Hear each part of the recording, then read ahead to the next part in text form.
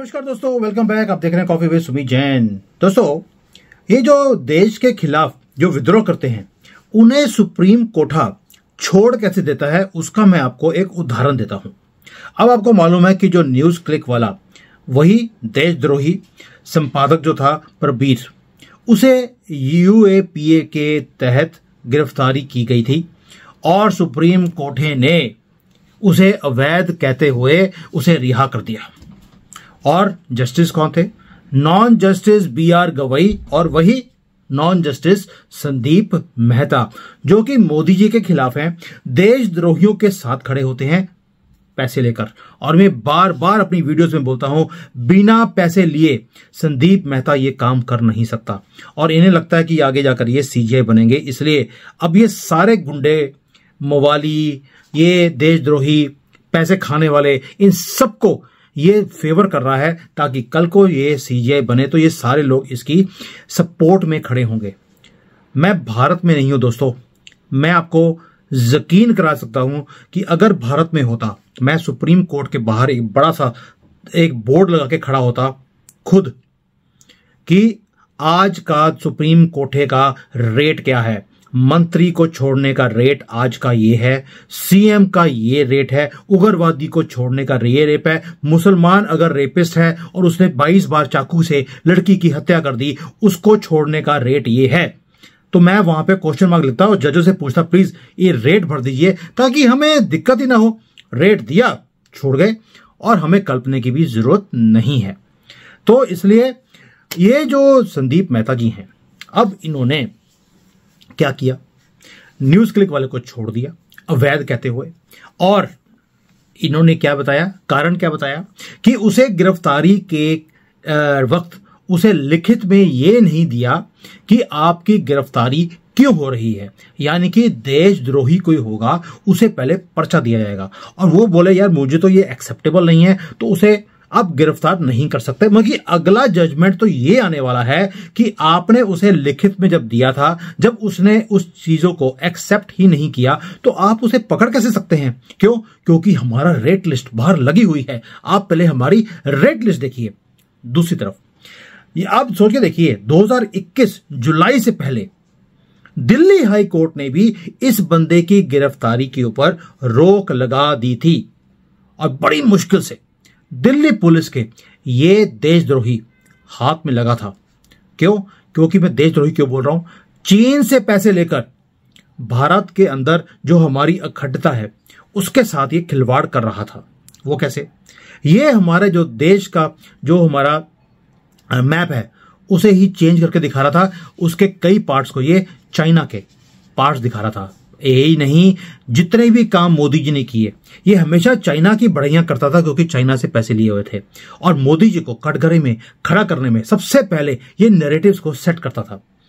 और ये हमारे जो सुप्रीम कोर्ट वाले हैं, इन्होंने क्या किया, इसके खिलाफ जो भी इसने देश के खिलाफ काम करे उसे सब ठीक बता दिया और इसे गिरफ्तारी से रोक भी लगा दी और इसे छोड़ दिया।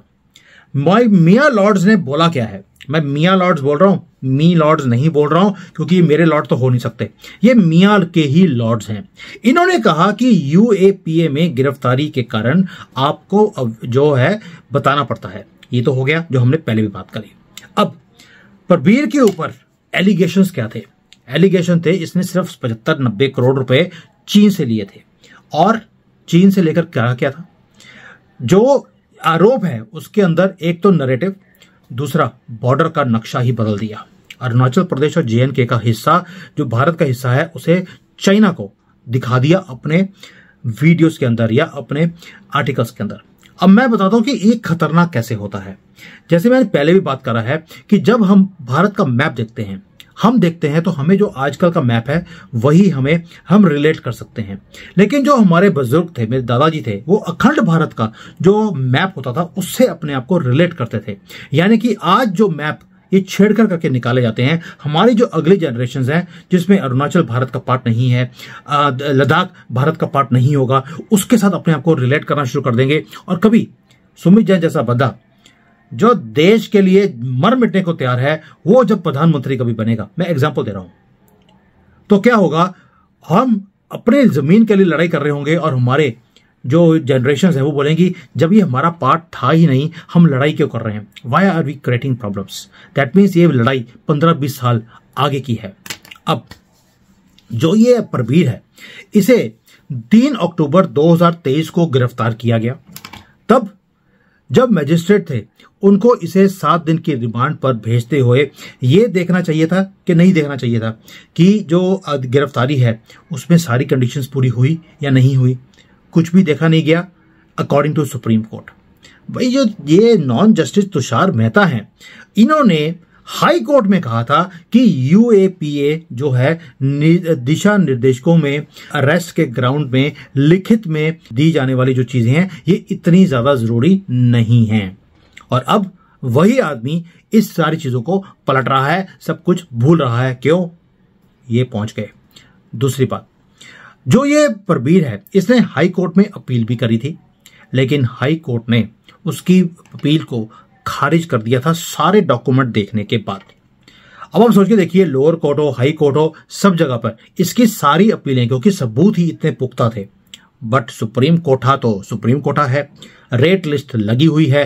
रेट लिस्ट के हिसाब से जब पैसे पहुंच गए तो उन्होंने इसको रिहा कर दिया, यानी कि इसका कुछ भी देखा नहीं।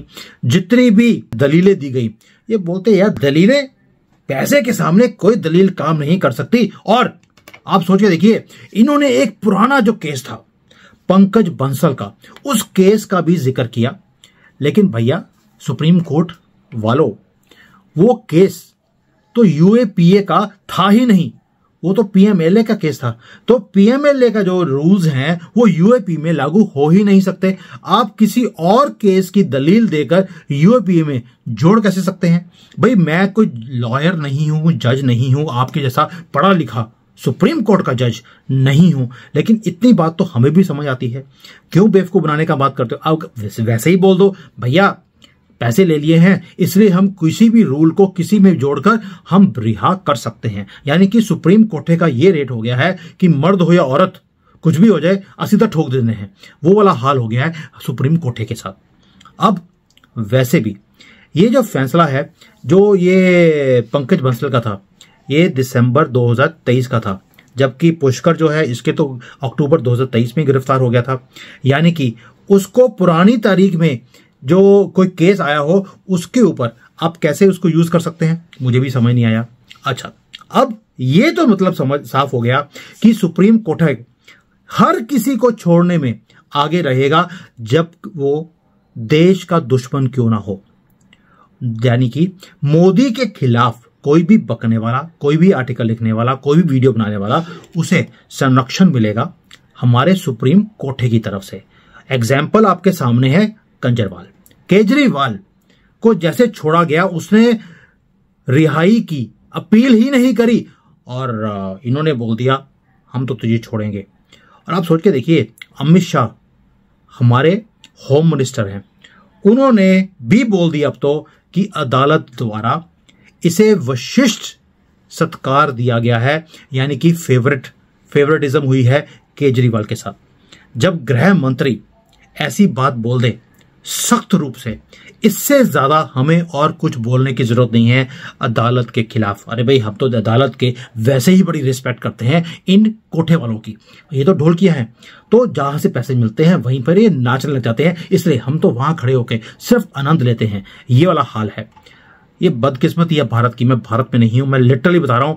मेरा मन है कि मैं सुप्रीम कोर्ट के बाहर खड़ा होकर पूछूं आज का आपका रेट क्या है सुप्रीम कोर्ट वालों।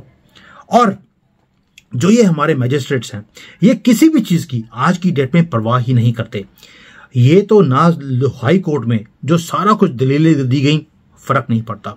आपको सिर्फ चिंता ये है कि देशद्रोही को आपने पकड़ लिया और आपने लिखित में उसको रीजन भी नहीं बताया कि आप पकड़ क्यों रहे हैं। और भाई मीडिया में सुर्खियों में था कि इसने पैसे खाए हैं, सिर्फ आपने लिखित में नहीं दिया। अगर आपको इतनी चिंता थी, आप पुलिस को आज बोल दीजिए कि भैया इसको लिखित में आज दे दो और 2 दिन के बाद दोबारा पकड़ लेना। लेकिन नहीं, क्योंकि पैसे पहुंचे हुए थे, पुलिस को कोई इंस्ट्रक्शन नहीं है और इसे छोड़ दिया गया है। और साथ में ये भी बोल दे दोबारा पकड़ना मत, क्योंकि इतने पैसे नहीं है कि हमें बार बार हमारा मुंह बंद किया जाए पैसों से। अब आप सोच रहे होंगे कि यार ये जो आदमी है ये बाहर जाके करेगा क्या। सुप्रीम कोर्ट ने बोला तुम बाहर जाके सबूतों के साथ छेड़छाड़ नहीं करोगे, और सुप्रीम कोर्ट ने बोल दिया और इसने बोल दिया यस सर, मुस्कुराते हुए, कि मैं बाहर जाकर ना तो मनी ट्रेल को खत्म करूंगा, ना मैं जो जितनी सारी खुफिया जानकारियां जितनी भी मैंने चाइना के साथ शेयर करी हैं वो सबको मैं डिस्ट्रॉय नहीं करूंगा। आप सोच के देखिए, ये बाहर जाकर क्या सबूतों के साथ छेड़छाड़ी नहीं करेगा? क्या ये इतना दूध का धुला हुआ है कि बाहर जाके चुपके से आराम से बैठ जाएगा कि कभी भी पुलिस वाले आए और दोबारा से इसको पकड़ के ले जाएं? इतना कमीना आदमी जो देशद्रोही बन सकता है पैसे लेकर, आपको लगता है कि इतने आसानी से वो बाहर बैठ जाएगा और कुछ भी नहीं करेगा? अब तो चाइना का 18 महीने के बाद राजदूत भी पहुंच गया है, उसके पहुंचते ही केजरीवाल छूट गया, ये परबीर छूट गया, उग्रवादी छूट गए। अब आप सोच सकते हो तारे कहां जुड़ी हुई हैं। ये जो आदमी है इसको जैसे ही बाहर निकलेगा हर चीज को नष्ट करेगा।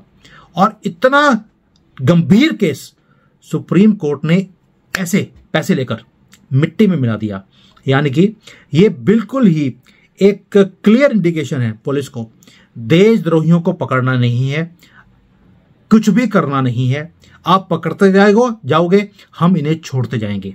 और साथ में एक इंडिकेशन और निकाल दिया सुप्रीम ट्रायल कोर्ट को और हाई कोर्ट को कि तुम अगर, इशारा दे रहे हैं सुप्रीम कोर्ट वाले, कि तुम अगर जजमेंट्स दोगे तो फर्क नहीं पड़ता, क्योंकि हम ऊपर बैठे हैं सारे फैसलों को डिलीट करने के लिए और रिवर्स करने के लिए पैसे लेकर। अब आप सोच के देखिए, लोअर कोर्ट हो हाई कोर्ट हो, क्या इसके बाद कभी भी सुप्रीम कोर्ट के डर से कभी को फैसला देगा? इसीलिए जो कोर्ट्स हैं उसके अंदर डेट पे डेट मिलती है, इंसाफ होता नहीं है। उन्हें मालूम है अगर ये फाइल ऊपर गई, ऊपर जाकर रिवर्स कर दी जाएगी, इसीलिए सारे जजेस चुप करके बैठे रहते हैं, अपना टाइम टेन्योर को चेंज करते हैं, दूसरी जगह पर पोस्टिंग ले लेते हैं। ये हालत है हमारे कोर्ट्स की। दोस्तों, इन सुप्रीम कोर्ट वालों को मेरी गुजारिश है किसी से, अगर कोई भी हिम्मत वाला है सुप्रीम कोर्ट के बाहर खड़े होकर सिर्फ एक बोर्ड लगाना है, आज का आपका रेट क्या है, उसके बाद देखिए चीजें कैसे चेंज होती हैं।